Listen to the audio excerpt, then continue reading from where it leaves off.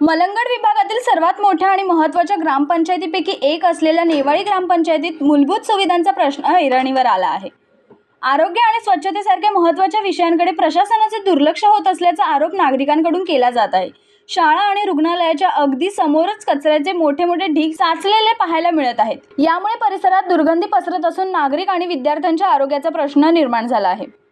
एकीकडे कचऱ्याची समस्या तर दुसरीकडे रस्त्यावर पडलेले मोठमोठे खड्डे आणि सांडपाण्याचा प्रश्न नागरिकांच्या त्रासात आणखी भर घालत आहे. नेवाळी ग्रामपंचायतीच्या प्रमुख मार्गावर रस्त्याची अवस्था इतकी खराब झाली आहे की हा रस्ता आहे की खड्ड्यांची खाण, असा सवाल नागरिकांनी उपस्थित केला आहे. विशेष म्हणजे खड्डे बुजवण्यासाठी डांबराचा वापर करण्याऐवजी दगड टाकून थातूरमातूर मलमपट्टी करण्यात आल्याचे दिसत आहे. मात्र ही तात्पुरती डागडुजी किती दिवस चालणार? नागरिकांना कायमस्वरूपी चांगले रस्ते, स्वच्छ परिसर आणि मूलभूत सुविधा कधी मिळणार? शाळा, रुग्णालय आणि रहिवासी परिसरातील कचरा तातडीने हटवून रस्ते आणि सांडपाण्याचा प्रश्न कायमस्वरूपी सोडवावा, अशी मागणी नागरिकांकडून होत आहे.